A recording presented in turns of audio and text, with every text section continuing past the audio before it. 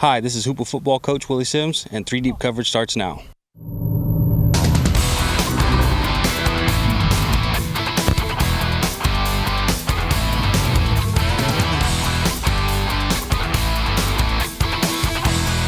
Good evening and welcome to 3 Deep coverage alongside Victor Anguiano. I'm Manny Machado. It's the final week of the regular season in high school football. Yeah, Eureka is well on their way to winning the Big Four for the second straight year. Not a big surprise, the Loggers haven't lost a game this season. The Little Four, completely different story. Arcata, Hoopa, and Ferndale all in the mix to win a conference title entering Week 10. At the college ranks, Humboldt State and Sierra looking to snap their losing streaks at home, but we get started under the lights. Eureka football looking for a repeat of last season. They finished 10-0, winning the Big Five title. Tonight, they were trying to do the same, but now as a member of the Big Four at Fortuna. Despite going 5-2 in the preseason, the Huskies are winless in conference play at 0-2. They came up short last week, falling 56-54 to St. Bernard's in overtime.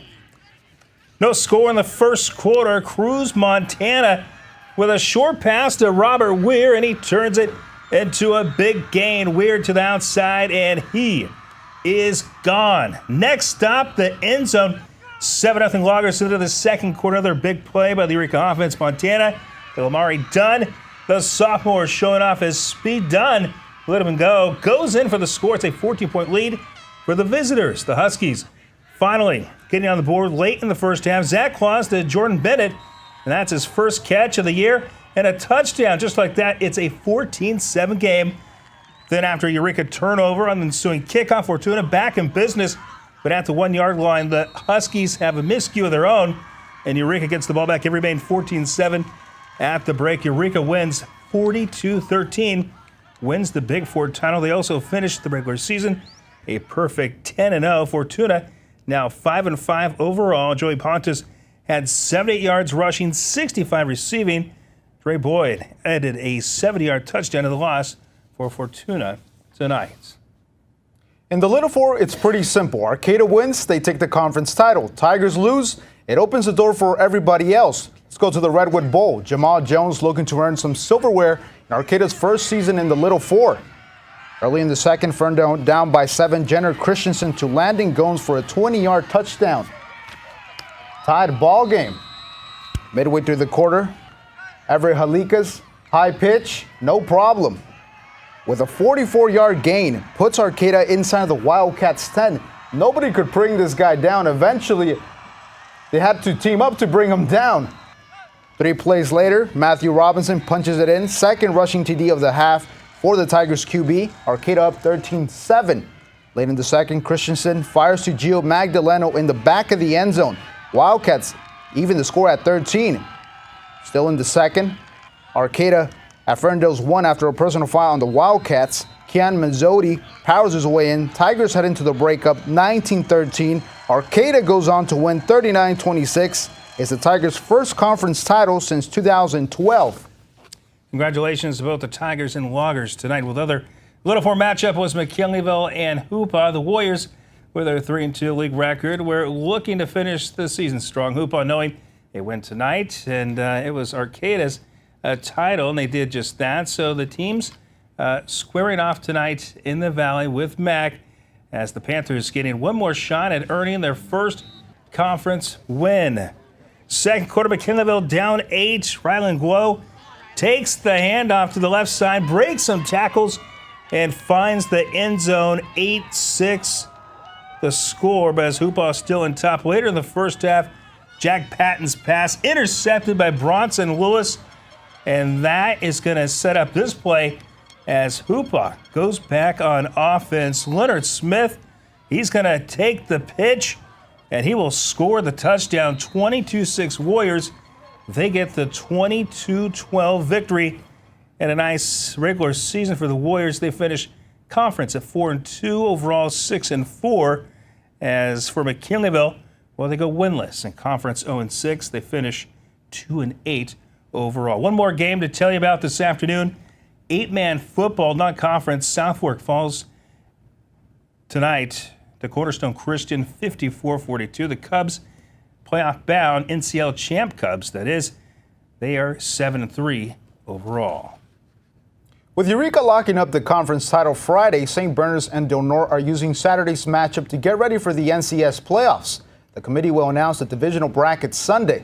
Del Norte and SB are fighting for second place in the conference. The Warriors' 2 losses this season were to Eureka and Fortuna. Defeating Matt Tomlin and St. Bernard's won't be easy. In Week 9, as Manny mentioned, the Crusaders upset the Huskies in overtime to claim the school's first win in the Big Four. We have to be physical at the line of scrimmage, and so we gave up way too many rushing yards to Fortuna. We didn't carry out assignment football defensively, and so that's where it starts. We got to get better defensively on Saturday, and then offensively we got to make plays again. And so we're probably going to see more zone coverage than we did man this week, and so we're going to have to run the football a little bit more in that situation. And so we're going to have to be physical on both sides of the ball. I know they're a physical team. They're pretty big in places, but there's places where they're not quite as big. We're just trying to get physical, stay physical, keep that mentality throughout the whole game. That's what we're planning to do. And we're just getting started here on 3 Deep coverage. Humboldt State welcomes Central Washington to Redwood Bowl. And College of the Redwoods looks to snap a 4-game losing streak at home. Also, if you like to dress up for Halloween, wait until you hear some of the ideas our high school football insiders have. The question of the week is coming up. You think maybe anybody out there would dress up as Victor and Manny for Halloween? Oh, hopefully. We can hope, and that's a big hope. Stay with us. 3 Deep coverage continues right after this.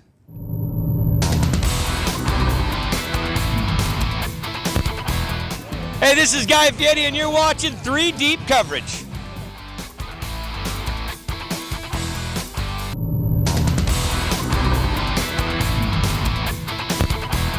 Hi, I'm CR head football coach Frank Borba, and you're watching 3 Deep coverage.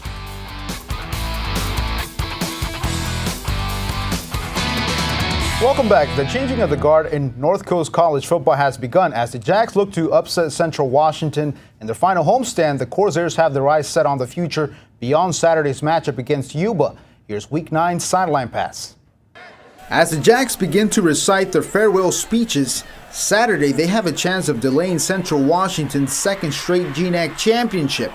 In Week 3, Humboldt State suffered its only shutout against the first-place Wildcats.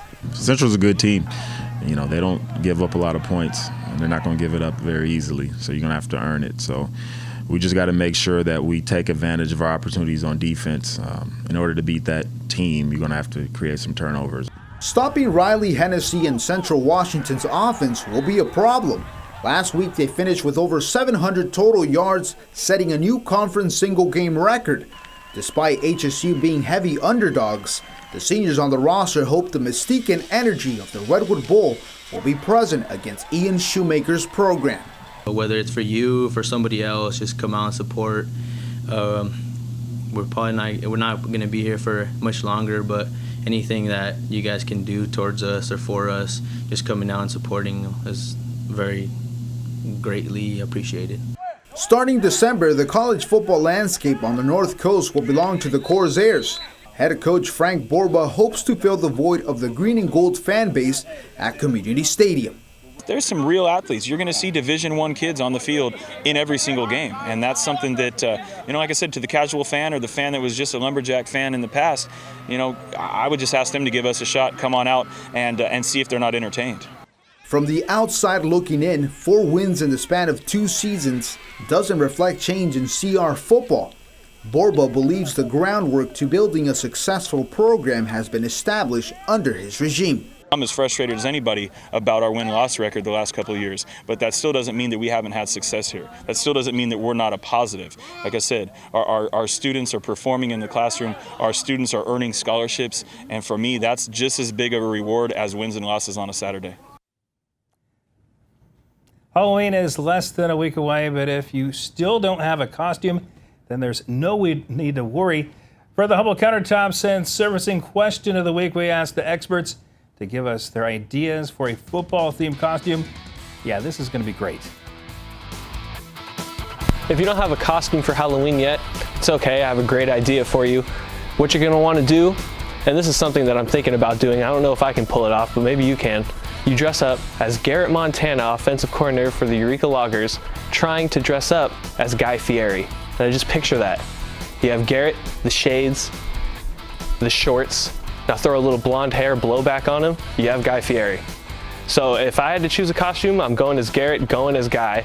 the king of Flavortown. Hopefully you get some keys to Flavortown, and that's what I'm going with. You know, there's really no reason to panic because there's still a lot of options with Halloween right around the corner. And being a huge mascot guy, and there are so many good mascots here in the North Coast, when you talk about the Tigers and the Panthers and the Wildcats and the Warriors and the Huskies and the Loggers and the Crusaders, there's so many different directions to go.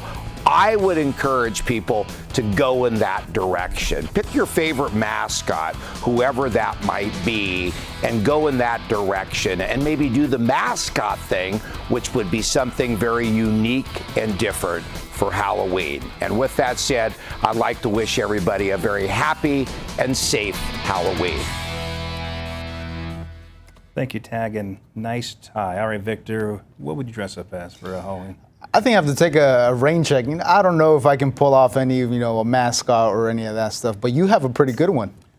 Yeah, Keogi Burbank, McKinleyville head coach. I like the beard, and who knows what's in that beard, but I think it'd be a great costume. Put the headset on, dress up, but that beard that Keogi has, definitely. I mean, it probably takes a long time to make sure, he grooms it and all that, Yeah, takes some extra work. Yeah. All right, let's take a look back at tonight's scoreboard. We see tonight Eureka, Big Four champs, the win at Fortuna. Arcata winning the Little Four, victorious against Ferndale. McKinleyville following that hoopah. South Fork loses 54-42. And then the game tomorrow, Del Norte at St. Bernard's, 2 o'clock kickoff from Crusader Field. Don't forget, you can watch a replay of tonight's show on the Redwood News website at kim-tv.com. It's simple to view. Just go to our sports page and click on the 3 Deep link. You can also go to our Twitter page for all the latest scores. Thanks for watching 3 Deep coverage. We will see you guys next Friday night for the opening week of the high school football playoffs. Good night.